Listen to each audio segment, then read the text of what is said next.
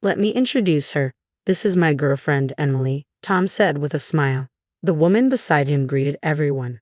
Nice to meet you all. Your girlfriend? I was in shock. Tom casually responded. Oh right, I haven't told you. I'm going to marry Emily, so I want a divorce. What? I was too stunned to speak. Tom continued. I realized my parents were right. Being with an older woman like you is getting tough. Emily's young, she's 23. New houses and women are always better, right? Emily nodded in agreement. And about the accident you mentioned, it's no big deal, right? You broke a bone and now you're slacking off at home. We'll take the house once we divorce. I was so shocked by his outrageous comments that I forgot to get angry. It was impossible to continue the conversation. Taking a deep breath, I presented a signed divorce document and said, Okay, here are the divorce papers. Oh, you're well prepared, Tom said, jubilant. Leaving the couple behind, I began preparing to leave the house immediately. As I was packing, Tom spoke up. You have nowhere to go, right? There's an apartment near the station within the range of $100. It's old and has cracks in the walls, though. Tom, that's so mean, Emily chimed in. The two of them laughed ignorantly. I didn't respond and slammed the front door. Let them laugh. I have places to go, places they could never imagine. My name is Catherine White. I'm turning 40 this year. I married Tom when I was 35, 3 years ago. We don't have kids and live together in the house I bought when I was single. It's secondhand but refurbished and quite clean. Why did I buy a house before getting married? It goes back to my childhood. We were poor because my father was gone. To be precise, he disappeared before I could remember him. I lived with my mother, who loved me deeply, but life was tough with just the two of us. Still, having my mother was enough.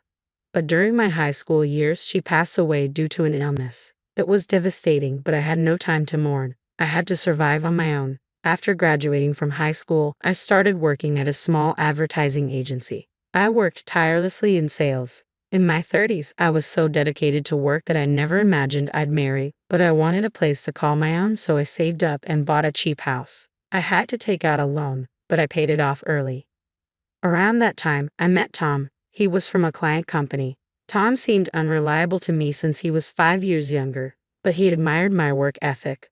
We started seeing each other. It was surprising but also delightful. I had never had anyone openly express their feelings for me before.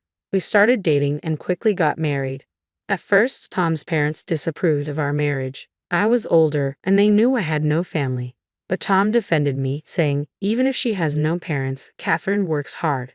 Don't say such things. I was genuinely happy. I thought we could make it work. But that changed. The shift in Tom's behavior began less than 6 months after we moved in together. One evening, after returning from work, he sat down at the dining table. Dinner was meat and potatoes, a salad and eggplant soup. After eating for a while, Tom stopped. What's wrong? I have been meaning to say this. The soup, it's from this morning, right? I don't like leftovers. Can you make a fresh one for dinner? But it takes time. I also work and I might not make it in time. Sorry, but that sounds like an excuse. My mother always made different soups for breakfast and dinner, and there should be at least 5 side dishes. Can you do that? I was taken aback by the sudden situation. I have felt this way for a while, but kept it to myself. While I'm not great at cooking, it's hard to do intricate dishes while working too. Your mother is a full-time housewife, right? I work and can't cook that much. That's why you shouldn't make excuses. It's expected of a housewife. You should at least do that much. I was frustrated by Tom's outdated views, but I held back my words to avoid worsening the mood, though I was discontent. I wanted to avoid arguments, so I started finishing work on time and rushing home to cook. However, Tom's actions and words became increasingly demanding. Did you use cheap meat for this? This side dish is the same as yesterday. Please space them out at least a week. With each of his complaints, the time I spent cooking became more overwhelming. Before I knew it, I was spending all day thinking about meals. Tom's nitpicking didn't stop at just food. He checked every corner of the house for dust and criticized my cleaning. If you have so many complaints, why don't you do it yourself? I finally snapped. What are you saying? Housework isn't my job. Don't shift the responsibility. Maybe you can't handle chores because you didn't have parents around. I was stunned by his words. He had never belittled me for not having parents before. Was this Tom's true nature? The man I knew before felt like an illusion. Regardless, I wished for the old Tom to return. but the situation only worsened. With Tom's endless demands, I was completely drained, and balancing work seemed impossible. On Tom's suggestion, I decided to quit my job. I had loved that job since graduating from high school, but it seemed there was no choice. Looking back, maybe I should have left him then. But I had always prioritized work over romance and didn't know what a normal family looked like. I thought perhaps meeting Tom's demands was a housewife's duty. Maybe all I had to do was bear it a bit to maintain a peaceful home. Now that I was a full-time housewife, I had much more time for housework. Tom's complaints decreased, and I was genuinely relieved. I thought the problem was solved, but my friends knew Haas. It's so spacious and beautiful. The furniture was designed by famous designers, and the appliances are all luxury items, they said. Oh really? I casually responded, handing Tom a glass of water. But compared to that, our second-hand house is a bit lacking. I wish we could at least replace this cheap furniture, Tom remarked. Cheap? The furniture and appliances were from my single days, but they were still in good condition. They weren't luxury items, but they weren't cheap either. Moreover, when Tom moved in, he had said, "Let's keep using these appliances and furniture." I reminded him of that, but he brushed it off. But honestly, after living with it, I feel new furniture would be better, he said without hesitation. Even if you say that, the current ones are still usable, I softly pointed out. Tom suddenly looked at me with a mocking expression. That's the frugal side of you. I wonder if you're just naturally stingy. What? Why would you say that? Anyway, I've quit my job, so we don't have that kind of money. You quit your job because you wanted to, didn't you? But you? Yeah, it's always my fault, he muttered dismissively and staggered off to the bedroom. How could he say such things? Anger started to boil within me, but then I thought maybe he's just drunk. He's just being brave because he's drunk. Don't mind. However, even when he was sober, Tom's attitude was getting worse. Our conversations became more hostile, and every time he spoke, it was to complain about me. What on earth happened to him? Then, without telling me, Tom went ahead and bought new furniture. On top of that, it seems he also got new golf equipment. He looked at the golf clubs with satisfaction, clearly pleased with himself. Tom has a regular job, but he doesn't earn much. He probably took out a loan now that I can't work. I was worried about repaying the loan. Anxiety grew in my heart. Then an unexpected event occurred. As usual, I was on my way to the supermarket to buy ingredients for dinner. While walking on the road, a loud horn blared from behind. Immediately after, I felt a huge impact, and then darkness consumed my consciousness. When I came to, I was staring at an unfamiliar ceiling. It seemed I was lying down. I felt pain everywhere and couldn't move. What happened to me? I wondered aloud. Oh, Miss White, have you awakened? A voice said. Where am I? You're in the hospital. You were brought in after a traffic accident. Traffic accident? I remembered leaving the house, but nothing after that. I moved my head slightly, taking in the impersonal bed, the attached IV drip, and the woman in a nurse's uniform. Was this really a hospital? Looking outside, it was already dark. I had left the house around 2 p.m., so a lot of time had passed. Later, a doctor came and briefly explained the situation. It seemed I was hit by a car whose driver was not paying attention while I was on my way to the supermarket. I didn't have life-threatening injuries, but I had several fractures and needed to be hospitalized for a while. I never imagined being in a traffic accident. After receiving an explanation about the hospitalization, the nurse spoke up. We've contacted your husband. From her hesitant expression, I had a bad premonition. I immediately called Tom. Hello, Tom. Yeah, Catherine. I got a call from the hospital. You had an accident. You're so clumsy. Come home quickly and make dinner. What? I'm going to be hospitalized from now on. I couldn't understand what he was saying, and when I retorted, Tom shouted back, Then what about the housework? What are you saying? Is the housework more important than me? Unbelievable. He was more concerned about the housework than his wife's condition. I felt myself becoming increasingly angry, and it soon turned into a quarrel. Arguing any further would be pointless, so I hung up the phone, still frustrated. Lately, Tom had been more harsh in his words, but I never realized he could be this cold. That day, I was filled with anger and physical pain, making it hard to sleep. But as the days went by, my strength gradually returned, and I started rehabilitation. Initially, moving was tough, but it became surprisingly enjoyable as I got used to it. Lying in bed, I often found myself lost in thought, so rehab was a welcome distraction. However, since that incident, I hadn't heard from Tom. I thought talking to him would just anger me, so I ignored him. Around that time, I occasionally passed an elderly man in the hallway. He was well dressed, so he wasn't a patient. I assumed he was visiting someone and didn't give it much thought, but he seemed to be looking my way. "Are you Catherine White?" "Yes, I am. What can I do for you?" I answered cautiously. At that time, I had no idea that this man would change my fate. Eventually, after about a month in the hospital, I was discharged. I hadn't fully recovered, but I was told all patient care would surface. I was finally going home after a month away. My home felt oddly nostalgic, but that feeling was short-lived. The moment I opened the door, I felt something was off. There were unfamiliar shoes, heels with flashy pink ribbons. Could it be? Rushing into the living room, I braced myself for what I might find. I noticed the entire house had changed. Not just the furniture, but even the electronics had been replaced with brand new, high-end models. The curtains were different too, making it feel like someone else's house. "Ah, Catherine, you've been discharged." Tom emerged from the back, sitting casually. Next to him was a young woman. The woman with brown hair and a revealing outfit spoke lazily, "Welcome back." Who are you?" I was stunned. Tom smiled. "Oh, let me introduce you. This is my girlfriend, Emily." "Nice to meet you," she added. "Your girlfriend?" "Yeah, I guess I never mentioned it. I am planning to marry Emily, so I want a divorce." "What?" I was at a loss for words. I've come to realize that what my parents said was right. Without proper parents, you can't manage household chores or finances properly. I thought you being older would be reliable, but living with an aunt has become tough. Emily's young, just 23. New homes and women are always better, right? Right. Emily tilted her head in agreement. "And that accident of yours wasn't a big deal, right? Breaking a bone and then slacking on housework deserves a divorce.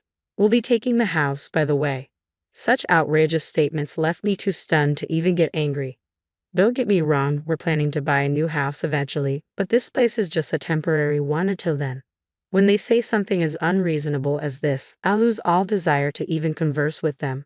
The old Tom is gone. I've come to think of him as a monster, not a human with whom I can communicate. I shouldn't fight on the same level with them. I took a deep breath and presented a document. "Okay, here are the divorce papers." "Oh, you're well prepared." I had already signed the divorce papers in advance, considering the recent strange atmosphere. I thought this choice might come up eventually, so I quickly started packing my things. I needed to prepare to leave the house. As I was busy, Tom spoke to me. "You don't have anywhere to go, right? There's an apartment near the station that rents for $100. It's run down and has cracks in the walls, though." "Tom, that's so mean," Emily chimed in. Ignoring their mocking laughter, I slammed the front door with force. I took a moment to look back at the house, my castle that I worked hard to buy. Today is the last day I'll see it, but I had no regrets. I had a place to go.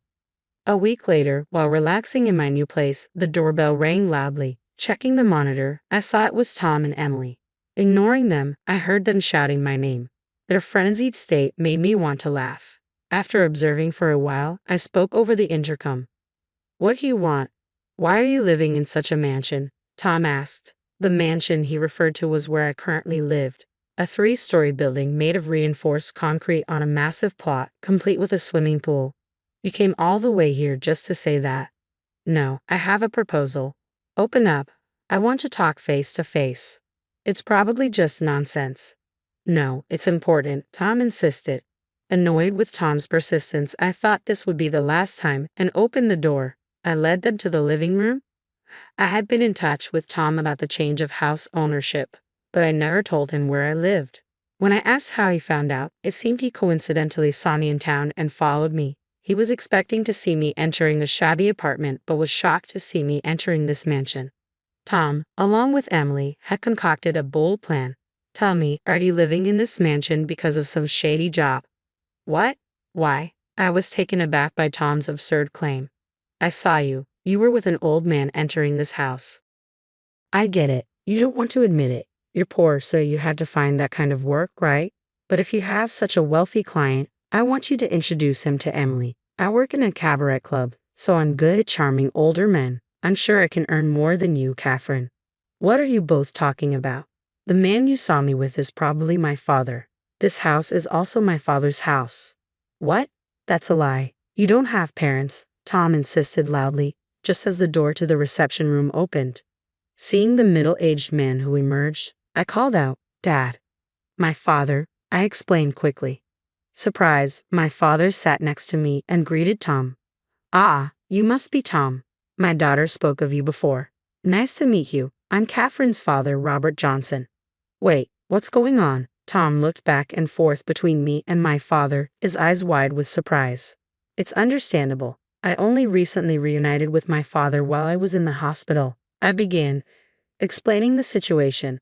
Yes, the middle-aged man who spoke to me that day was my father. My father was supposed to have disappeared. I had been told so by my mother. I thought there might have been a mistake, but after speaking with this man, I realized he was my real father. To start a business, my father went to America. After a while, once his business was on track, he planned to bring us over, but he was robbed there, losing everything. He lost all his investment capital, and even his means of communication was cut off. Stranded, he fortunately met a man who offered him a job at his company. Starting with menial tasks, he gradually got promoted and eventually became the right-hand man to the company's CEO. With the help of this man, he later started his own business. The business was successful, and my father achieved social success.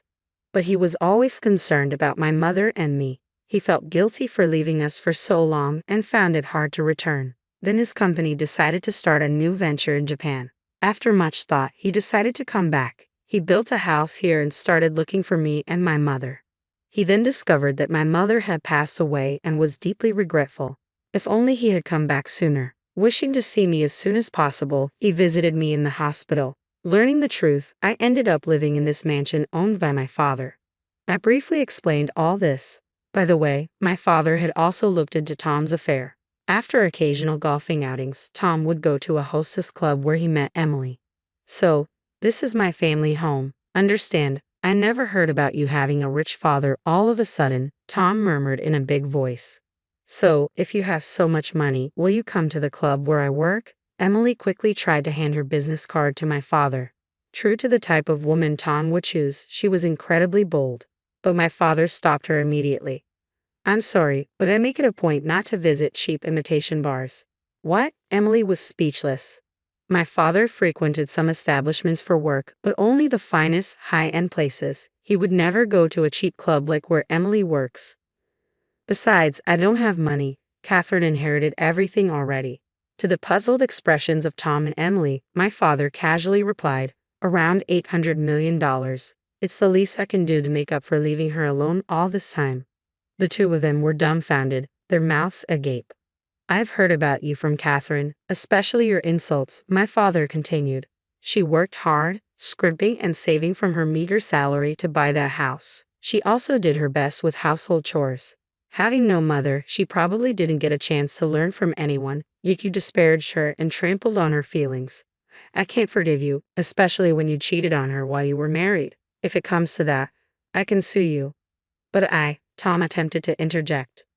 "Catherine's struggles were partly my fault too," my father continued, cutting him off. "You mocked me for being poor and for not having parents. I'm fed up with someone like you who lacks compassion. Never come back to this house again. Goodbye. Is there anything else you need? If you're done, can you leave?" I added firmly. "Ha! Help!" Tom and Emily screamed and ran away. Watching them go, my dad and I shared a laugh. It had been a while since I'd laughed so much. I knew I probably wouldn't see those two again. I could finally live in peace. Later, I found out about their subsequent misfortune. A typhoon hit the region where Tom and Emily lived, bringing heavy rain that flooded houses near overflowing rivers. Fortunately, my area wasn't affected, but their house suffered severe damage. Tom and Emily fled, but their expensive furniture, brand new golf equipment, and Emily's luxury items were all waterlogged. The house's pillars had rotted from being soaked for so long. With no place to stay, the two seemed to live in shelters for a while. Tom's family home was far away, and Emily's family situation was worse. Her parents were gambling addicts living in a tiny apartment. Emily, who worked at a nightclub, spent all her money. Tom was also in debt from buying expensive things. Tom, who relied on women for money, was now in trouble. The two, having no other options, had to move into a cheap apartment near the station that he had once told me about. It was ironic that Tom, who once mocked others, ended up living there. What you do to others will come back to you, I reflected. Unless they truly repent, they won't find peace. Meanwhile, I was thinking of job hunting since leaving my previous company. When I talked to my father about this, he offered me a position at his company. The job is in sales like before, and it's fulfilling. I'm still learning, but I work hard every day to be valuable. At my father's mansion, we often host home parties for business associates. My sales experience helps, and I can talk freely with anyone. I plan to work abroad in the future, so I'm also studying English. My father often tells me, "You look livelier now compared to when we reunited." It feels like a lie that I used to be so irritated every day when I was with Tom. Life is unpredictable, I concluded. Even if times are tough, they won't last forever. If you keep looking forward, someone will always be watching over you. I believe that, and I want to keep living brightly.